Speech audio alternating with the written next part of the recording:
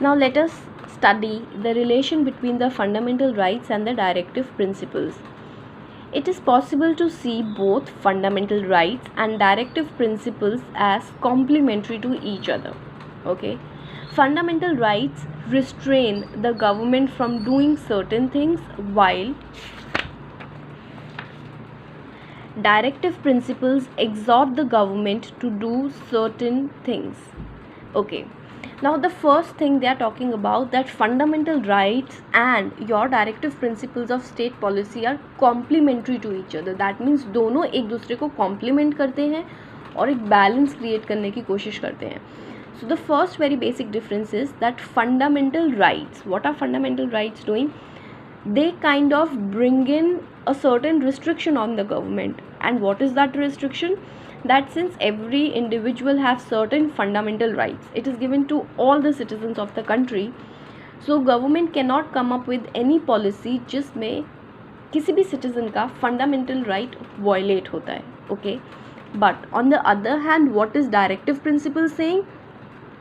Since fundamental right is restricting, रोक रहा है government को कुछ चीज़ें करने के लिए, directive principle is basically saying government to do certain things. Okay, this is the first relation between both of them. Fundamental rights mainly protect the rights of individual, okay, while directive principles ensure the welfare of the entire society. This is another relation between them. Fundamental right is to each and every citizen, and if in any case their fundamental rights are violated, they can get protection by the judiciary as written in the constitution. Okay, but directive principles of state policy, since it is about state policy, so it is talking about the entire society as a whole and its welfare. Third, however, at times when government intends to implement directive principles of state policy, it can come in conflict with the fundamental rights of the citizens.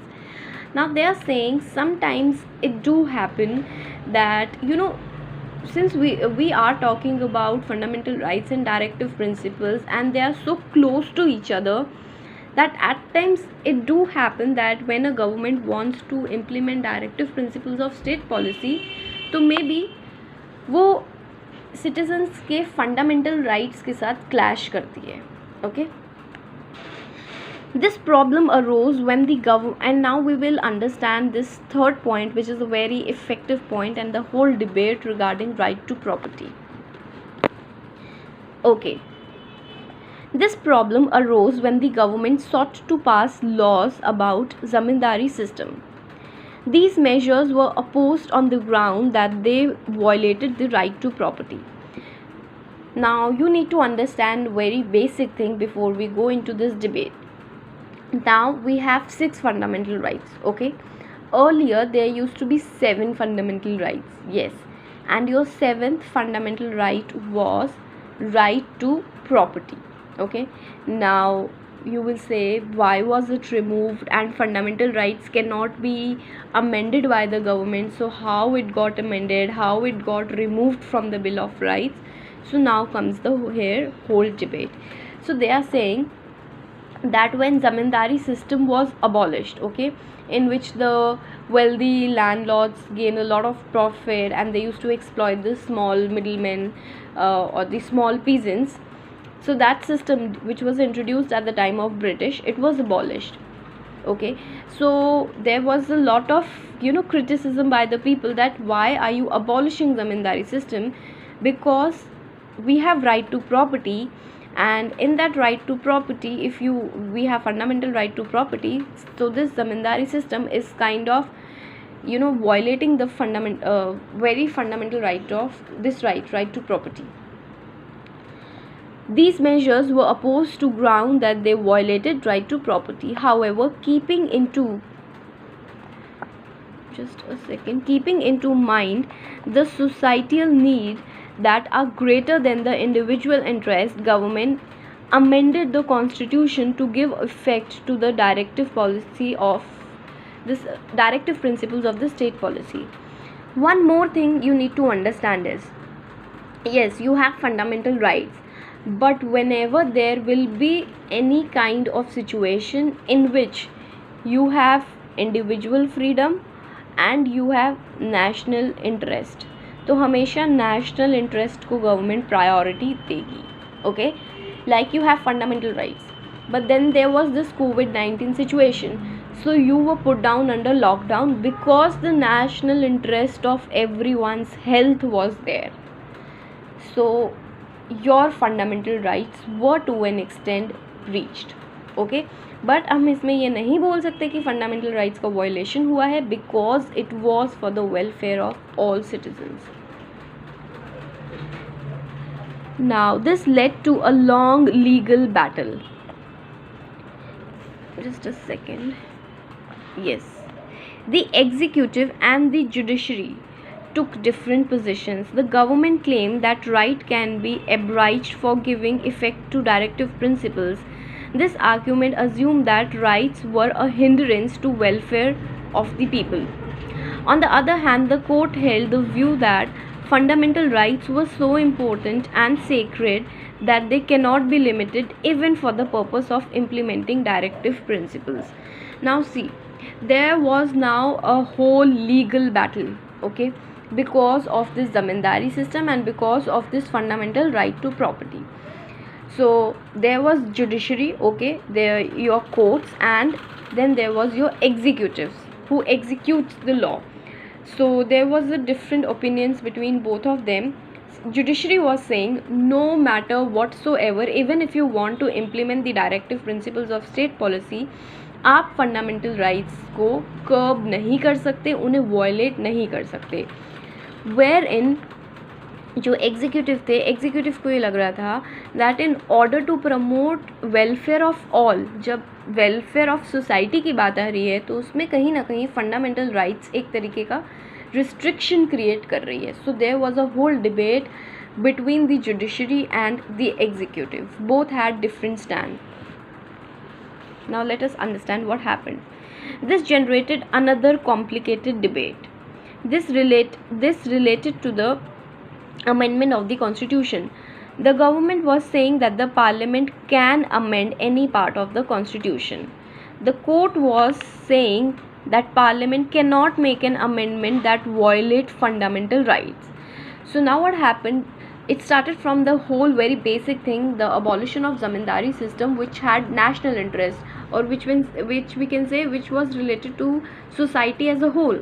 Okay, so इसकी वजह से एक और complicated debate हो गया. Firstly, there was arguments between the judiciary. Judiciary was having a different stand and the executive was having a different stand.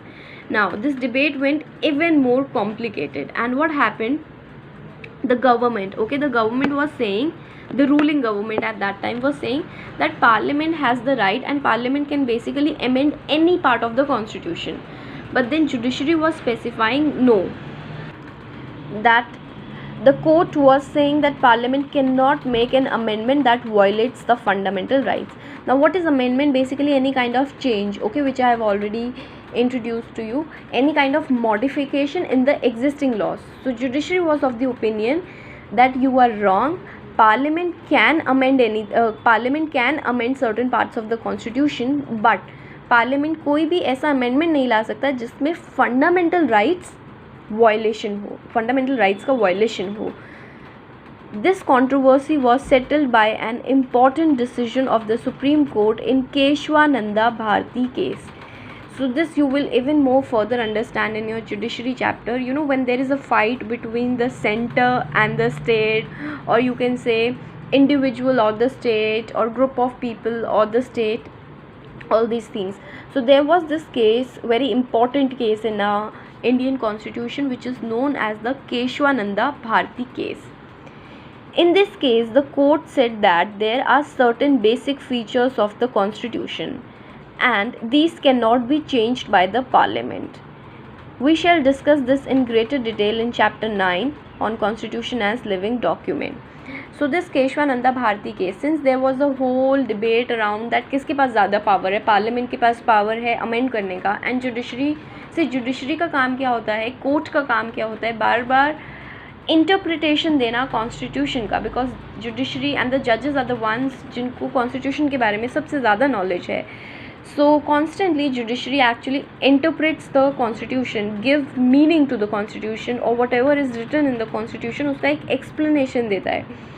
So judiciary was constantly on this point that see you can make as a parliament you can do amendment but you cannot do any amendment जिसमें fundamental rights में changes आएँ या fundamental rights breach हो. So there was this whole fight. Then there was this case in the Supreme Court which was known as the Keshwananda Bharati case.